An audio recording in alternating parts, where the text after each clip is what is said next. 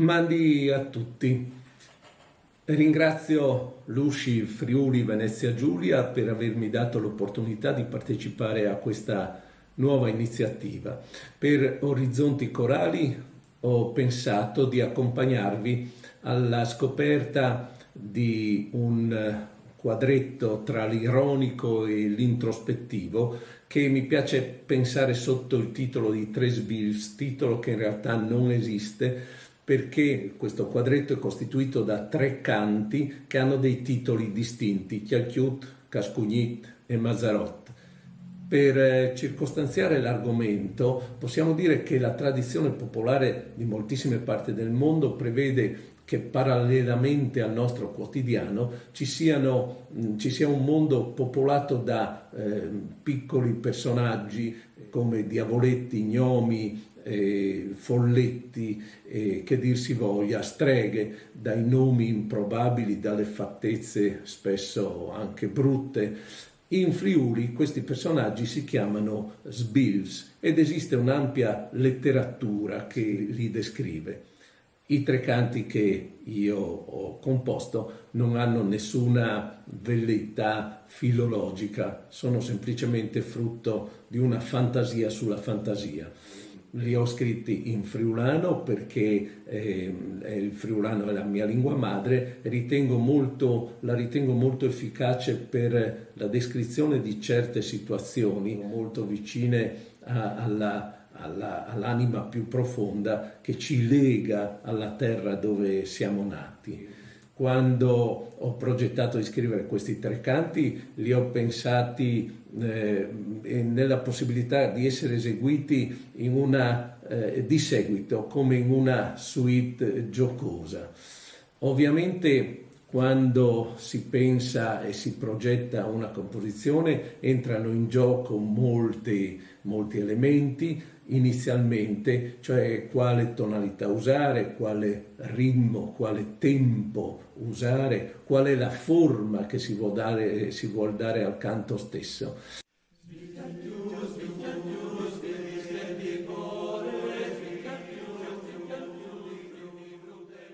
E per il Chialchiut, che è il primo personaggio, ho pensato di trovare l'inciso melodico nascosto nelle prime 2 parole, Sbilv Chialchiut.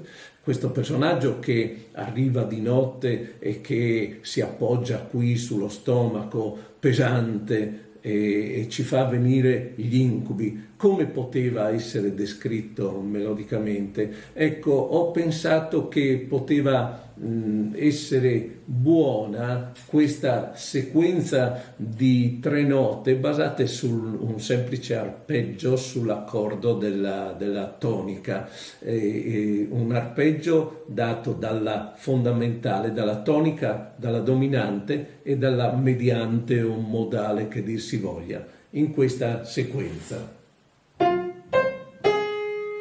Per conferire maggiore incisività, dare maggiore peso a questa graffiante situazione, ho pensato che nel secondo movimento fosse bello sentire 3 note molto contrastanti fra loro, vicine, in questo modo. Il canto poi si sviluppa su questo accenno imitandolo continuamente. I bassi sostengono ritmicamente il canto con un contrappunto semplicissimo, leggero, ma che tiene in moto il ritmo vivace. Nella descrizione del personaggio viene ricordata la sua risata piuttosto sinistra, che è inquietante, che solo apparentemente alleggerisce l'atmosfera. Ecco, queste risate, caratterizzate da scale discendenti e con passaggi cromatici, portano a delle modulazioni che si articolano via via in modo più intenso, per sfociare, dopo una breve sospensione, in un intervento pesante dei bassi, questo.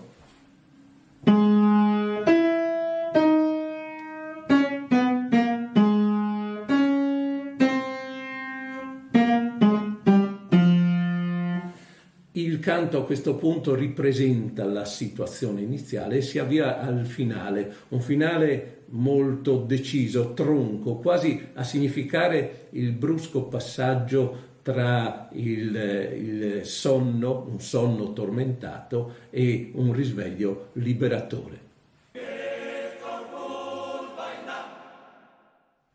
Ed ecco il Cascugnì, metà uomo e metà asino. È un personaggio brutto, ma che riesce comunque a incantare le donne. Suona il flauto e crea un'atmosfera sognante e sospesa. Cascugnidisium, cascugnidisium.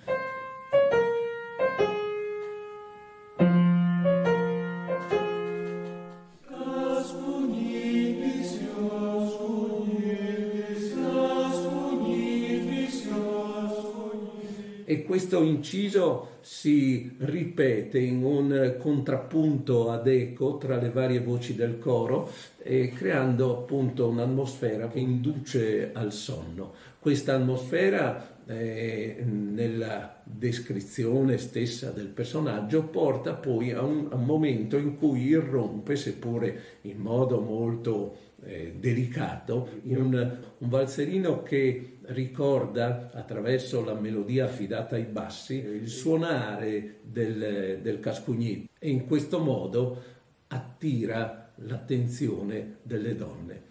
Il canto e si avvia verso il finale, portando il tutto verso una sognante atmosfera che si avvicina alla luce della luna.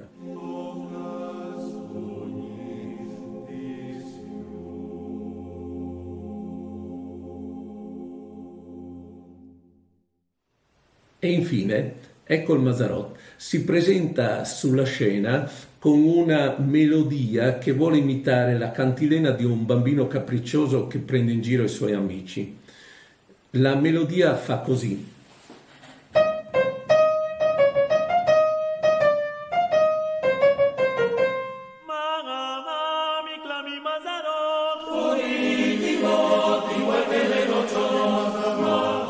Come avete potuto ascoltare, è caratterizzata da una rapida sequenza di un intervallo di terza discendente e ascendente. Questa situazione verrà ripresa con delle modifiche anche successivamente, con degli intervalli magari più ampi e rovesciando la successione, magari dapprima salendo e poi scendendo. Tutte queste frasi melodiche che accompagnano la descrizione del personaggio portano allo sviluppo successivo di una fuga che vuole caratterizzare ancora di più, se possibile, il personaggio nel suo vortice giocoso e dispettoso. E una fuga che nel contesto di un canto per coro come questo non può avere uno sviluppo molto ampio, pertanto con dispiacere, dopo aver individuato il soggetto, si è costretti a chiudere anche abbastanza velocemente. E la fuga viene ripetuta 2 volte, uguale, identica, e poi porta a degli accordi molto lapidari, finali, accordi con armonie dure, sgangherate, che vogliono dare un senso di chiusura intenso ed efficace.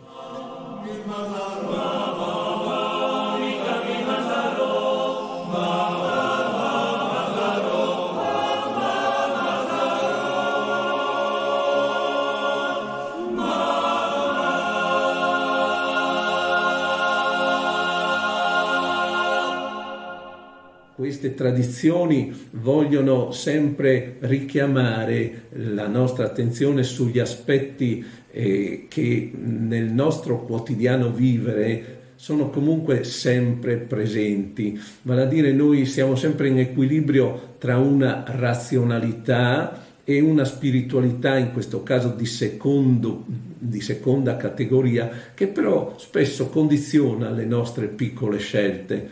Insomma, Diciamo che questi sbirfs è meglio tenerseli buoni amici piuttosto che ignorarli del tutto.